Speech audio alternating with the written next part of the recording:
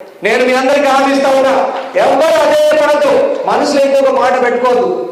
ఎక్కడికి ఏమీ కాదు, మళ్ళా ఆదిలాబాద్ గడ్డ మీద ఈసారి కాంగ్రెస్ పార్టీ ఆదిలాబాద్ గడ్డ మీద మున్సిపాలిటీ ఎలక్షన్ మీద, బల్దీ ఎలక్షన్ మీద గట్టిగా మనం జెండా ఎగరేయబోతున్నాం.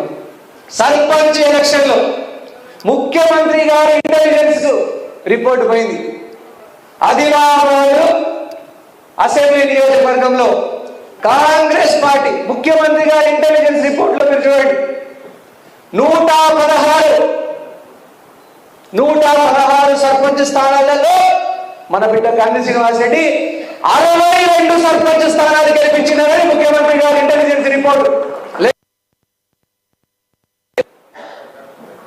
కాంగ్రెస్ పార్టీ నాయకత్వం శ్రేణి అంతా కూడా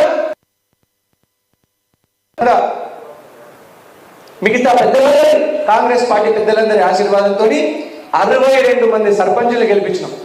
జోక్ కాదు, సగానికి పైగా సర్పంచ్. మనకి ఎట్లుండే పోయినసారి మనకు సర్పంచ్ లేకుంటే ఈసారి మన దండు, మన బలం 62 మంది సర్పంచ్. ఇంకా కొత్త సర్పంచులు జాయిన్ అయ్యే వాళ్ళు ఉన్నారు, వాళ్ళందరినీ వెల్కమ్ చేస్తాం. మన పార్టీకి అంటే మీకు ఒక ఉదాహరణ చెప్తా, కొన్ని చోట్ల సిరిసన్న గ్రామంలో ఒక్క ఓడిపోయిన సర్పంచ్ ఓడిపోయినాం, ఒక్క ఓడిపోయిన సర్పంచ్ ఓడిపోయినాం.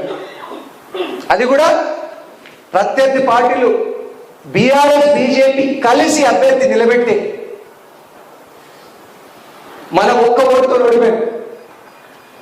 కొన్ని ఊర్లలో ఏళ్ళు కాంగ్రెస్ పార్టీ అభ్యర్థి సర్పంచ్ గెలవలేదు. అంకోల్ లాంటి గ్రామాలలో ఏమాయా కాంగ్రెస్ పార్టీ సర్పంచ్ గెలిచి, బట్ ఈసారి మనం బ్రహ్మాండంగా సర్పంచ్ గెలిచినాం.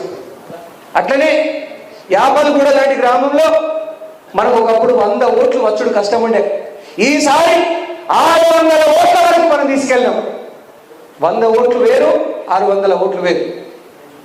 కాబట్టి కొన్ని చోట్ల ఓడిపోయినామని కొంతమంది కాంగ్రెస్ పార్టీ మనం నిలబెట్టి మనం గెలిపించిన అభ్యర్థిని తీసుకుపోయి జస్ట్ పాపం వాళ్ళు ఏదో ఎమ్మెల్యే ఉన్నాడు కదా పోయి ఒకసారి నిమిషానికి హాలో పెడతామంటే కాంగ్రెస్ పార్టీగా గెలిచినటువంటి ఎమ్మెల్యేని బలవంతంగా ఆ పాపం ఆయన తెలియకుంటే టక్మట కండువ కప్పితే కనుక పొట్టు తిట్టేచ్చాడు ఒక సర్పంచ్ పాలశంకర్. నేను మర్యాదపూర్వకంగా నేను కలవడంటే నన్ను కండువ ఎత్తవాలి.